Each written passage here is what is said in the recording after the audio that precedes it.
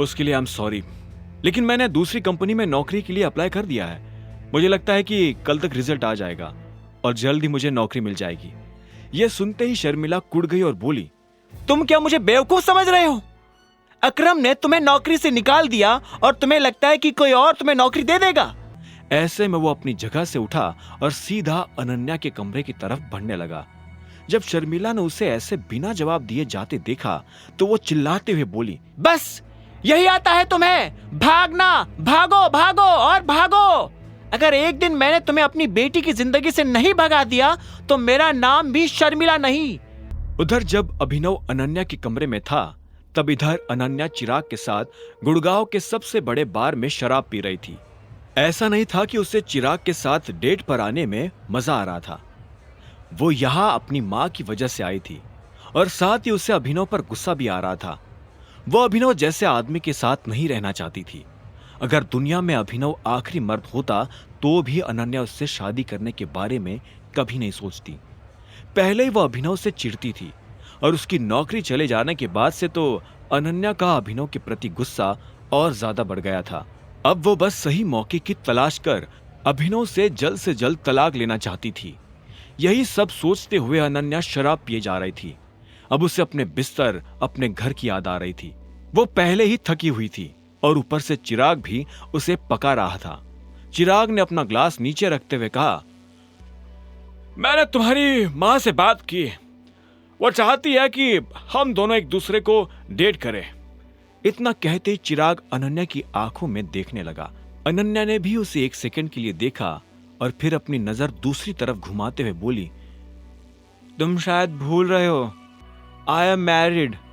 चिराग उसकी बात सुन धीरे से हंसा और बोला, मुझे मालूम है और ये बात तुम्हारी माँ भी जानती है, लेकिन हम लोग ये भी जानते हैं कि अभिनव कौन है। वो एक बेकार, सड़क छाप और आवारा लड़का है। उसकी वैल्यू एक डस्टबिन से ज्यादा नहीं है। सबको पता है तुम उससे दूर जाना चाहती हो और इस चीज में मैं तुम्हारी मदद कर सकता हूं। चिराग के चेहरे पर मुस्कान थी। अनन्या ने एक पल के लिए उस मुस्कान को देखा और उसके बाद फिर से अपनी नजर फेर ली। यह सच था कि वो अभिनव को नहीं चाहती थी, लेकिन इसका यह मतलब भी नहीं था कि वो चिराग को चाहती थी। वो बस अकेले रहना चाहती थी और अपनी जिंदगी का मजा लेना चाहती थी। इसलिए अनन्या ने कहा, चिराग, मुझे इस सब में कोई इंटरेस्ट नहीं है और मैं शादीशुदा भी हूं, एटलीस्ट फॉर नाउ। तो जब तक मैं शादीशुदा हूं तब तक मैं किसी के साथ चीटिंग नहीं कर सकती हूं। यह सुन चिराग ने एक गहरी सांस ली और बोला, I like you a lot Ananya, और ये तुम्हारे लिए बहुत बेनिफिशियल हो सकता है। तुम्हें पता है कि शहर की सबसे बड़ी कंपनीज में से एक को मैं चलाता हूं। मैंने तुम्हारे बिजनेस में भी इतना इन्वेस्टमेंट इसलिए किया था बिकॉज आई लाइक यू, और मैं भी बहुत कुछ कर सकता हूं। मेरे पास और एक कंपनी है, हम दोनों मिलकर बहुत सारे कॉन्ट्रैक्ट साइन कर सकते हैं। जैसे तुम्हारी और मेरी, हम दोनों की कंपनी को फायदा होगा। इस पॉइंट ऑफ टाइम पर तुम्हें अपनी लाइफ में ऐसे इंसान की जरूरत है जो तुम्हारे पैशन को समझे और उसे आगे बढ़ाने में मदद करे, और अभिनव जैसा अनाथ तो वैसा इंसान बिल्कुल भी नहीं है। चिराग इतना कहते ही अपनी बात पर हंसने लगा था। वो जिस तरह से अभिनव की इंसल्ट कर रहा था वो अनन्या को जरा भी पसंद नहीं आ रहा था। इसलिए अनन्या ने कहा, प्लीज थोड़ा ठीक से बात करो, उसने अपने पेरेंट्स को खोया है, तुम्हें उसके बारे में इस तरह से बात नहीं करनी चाहिए। चिराग ने यह सुनकर एक गहरी सांस ली और बोला, मुझे नहीं लगता कि तुम्हें इस लड़के से ज्यादा होप रखनी चाहिए। वो तो ठीक से स्ट्रगल भी नहीं कर सकता। अनन्या अब चिराग की और बकवास नहीं सुन सकती थी। ऐसे में उसने अपनी ड्रिंक खत्म की और अपनी जगह से खड़ी होकर बोली, काफी लेट हो गया है, मुझे चलना चाहिए। अनन्या, तुम्हें पता है ना हमारा कॉन्ट्रैक्ट इसी महीने एक्सपायर होने वाला है और हमें डील आगे बढ़ाने के लिए अगला कॉन्ट्रैक्ट साइन करना पड़ेगा। चिराग ने अनन्या को याद दिलाते हुए कहा। उसकी ये बात सुनते ही अनन्या के दिल की धड़कन रुक गई थी।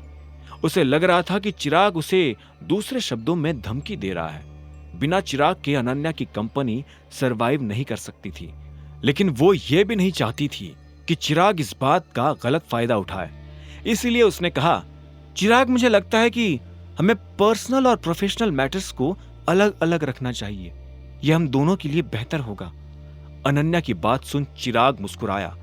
उसने अपनी ड्रिंक खत्म की और अपनी जगह से खड़ा होते हुए बोला, चलो मैं तुम्हें घर छोड़ देता हूं। इतनी रात को कैब से घर जाना गुड़गांव में सेफ नहीं है। यह सुनते ही अनन्या ने हाँ में सिर हिला दिया, लेकिन उसके दिमाग में अभी भी चिराग की बातें घूम रही थी।